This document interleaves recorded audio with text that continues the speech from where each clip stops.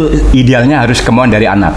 Karena apa? Karena dari sisi kita manajemen itu akan lebih mudah untuk mengarahkan kemana sih bakatnya akan kita salurkan gitu kan. Nah, tentu memang aku melihat bahwa kondisi sekarang tentu banyak sekali katakanlah mungkin tempat-tempat atau wadah-wadah yang bisa mengeksplor bakat anak-anak, baik itu sanggar, manajemen atau pelatihan apapun gitu kan. Nah, tinggal memang para orang tua harus sedikit melihat bahwa tempat-tempat itu juga harus sedikit paling tidak harus punya track record.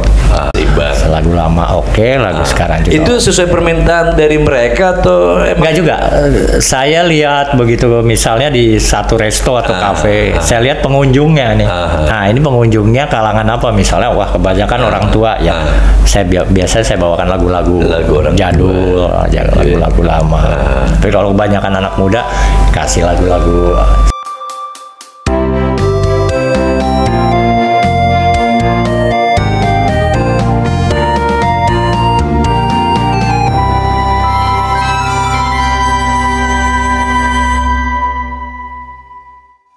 Oke, Brothers, di kesempatan kali ini tentunya barangkali ada di antara Brothers yang punya putra-putri yang memiliki bakat, baik bakat seni acting atau ingin modeling, ya kan, yang berkaitan yang pokoknya dengan adalah salah satu talenta yang dimiliki oleh putra-putri Brothers. Silakan aja nih ke Mas Aris Munaf ya.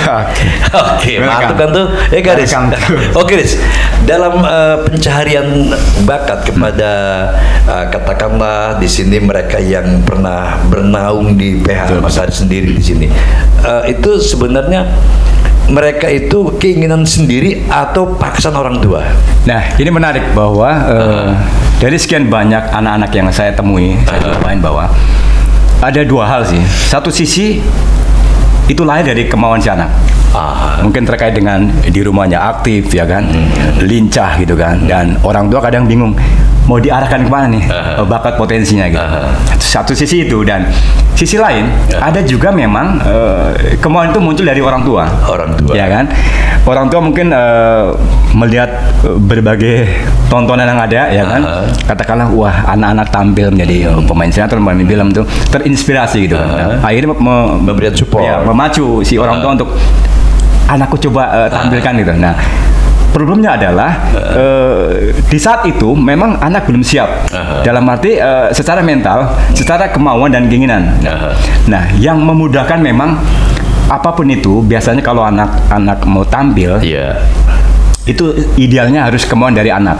Karena apa? Karena dari sisi kita manajemen itu akan lebih mudah untuk mengarahkan kemana sih bakatnya akan kita salurkan gitu kan. Nah, tentu memang aku melihat bahwa kondisi sekarang tentu banyak sekali katakanlah mungkin tempat-tempat atau wadah-wadah yang bisa mengeksplor bakat anak-anak, baik itu sanggar, manajemen atau pelatihan apapun gitu kan. Nah, tinggal memang para orang tua harus sedikit melihat bahwa tempat-tempat itu juga harus sedikit paling tidak harus punya track record, punya kegiatan yang memang benar-benar mengarahkan bakat anak-anak yang tampil gitu kan.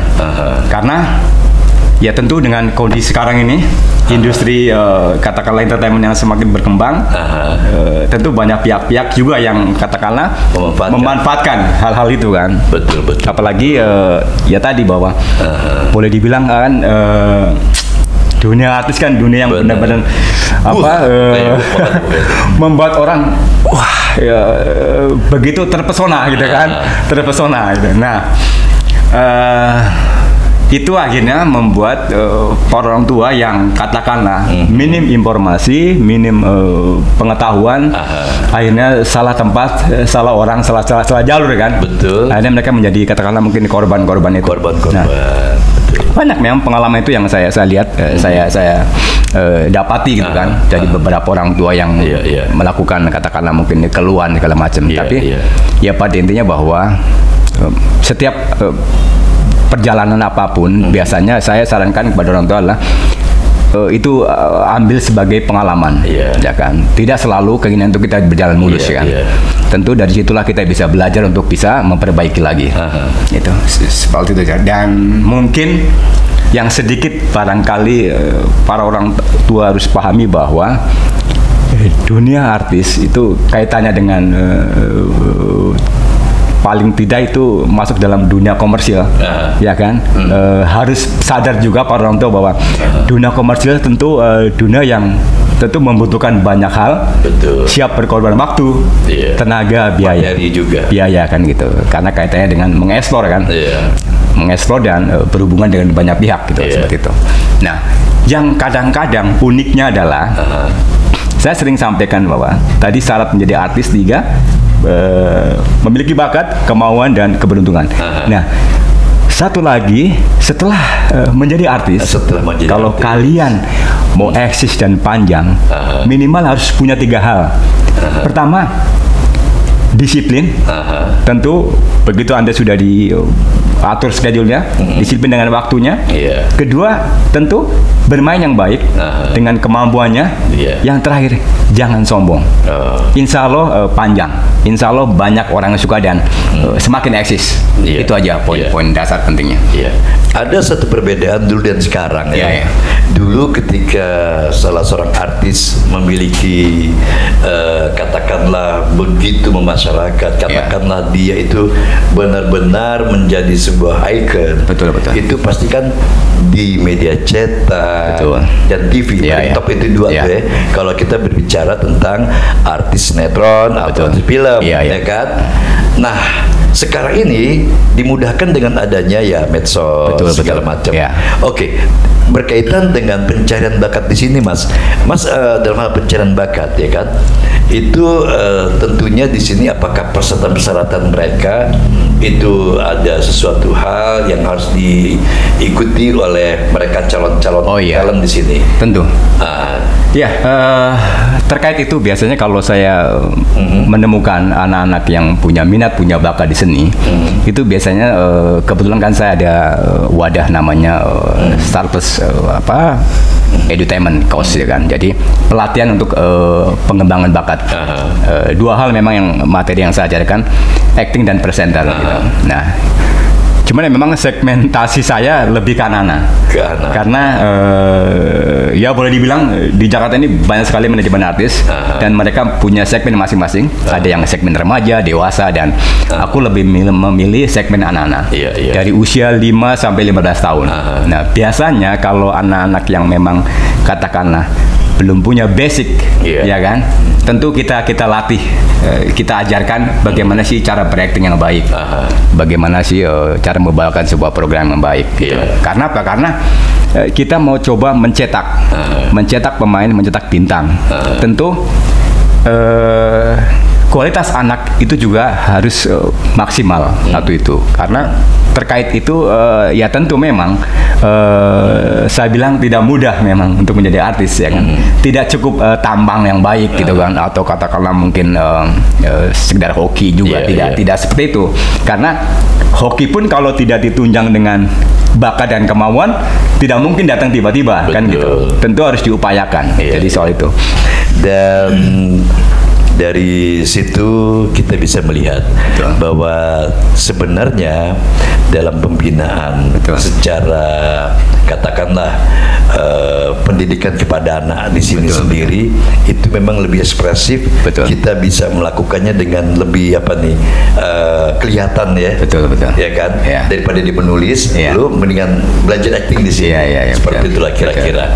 Nah, untuk sekarang sis lu kalau nyanyi nih sis, kira-kira sebenarnya dari tempat ke tempat lo nyanyi lo lebih dominan lagu yang sekarang tuh yang lama sis? Sebetulnya sih sama aja, seimbang ya. Seimbang. Lagu lama lagu sekarang juga. Itu sesuai permintaan dari mereka atau enggak juga? Saya lihat begitu misalnya di satu resto atau kafe, saya lihat pengunjungnya nih. Nah, ini pengunjungnya kalangan apa? Misalnya kebanyakan orang tua ya. Biasanya saya bawakan lagu-lagu jadul, lagu-lagu lama. Tapi kalau kebanyakan anak muda kasih lagu-lagu sekarang gitu. Yang gue dengar katanya ada salah seorang musisi, arranger musik yang ingin menarik lu untuk bikin katakanlah single album. Oh ya, ada teman Kenapa ya, nggak teman berlanjut musik. ketika itu? Memang waktunya yang belum ketemu. Waktunya sama-sama sibuk. Sebelum gua akhiri nih Iya. perbincangan kita hari ini, boleh lu satu lagu juga minta untuk menyumbangkan suaranya, ya kan? Nah, untuk kita menyaksikan nih bagaimana si Aris ini dengan begitu indah suaranya, asik. Usia boleh tua nih, ya kan? Tenaga Superman. Oke, Mas Aris terima kasih. Oke, thank you banyak. Ya, terima kasih Sis. Oke, saya selalu dengan Brad Indonesia ya. Ya, Breaders, demikian satu perbincangan kami dengan dua tamu istimewa kita di podcast Bread Indonesia, dan semoga apa yang Bread saksikan bisa memberikan inspirasi. Terima kasih atas perhatiannya. Dari saya Sam Sumantri, salam sehat, salam semangat.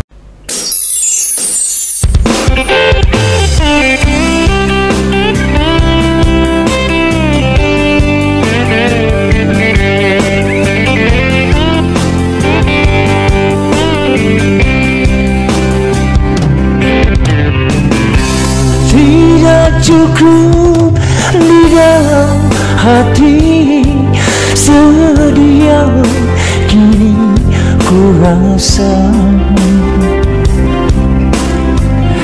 Sejak kau tinggalkan diriku, tiada hidup bahagia.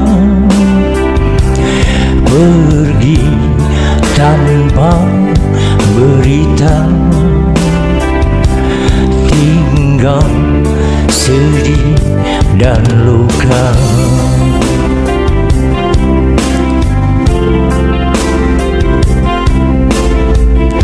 Sebegitu ombak berderai di ujung tepian pantai. Sebegitu pula cintaku kau anggap angin nan lalu. Pergi tanpa berita, tinggal sedih dan luka. Pergi tanpa berita,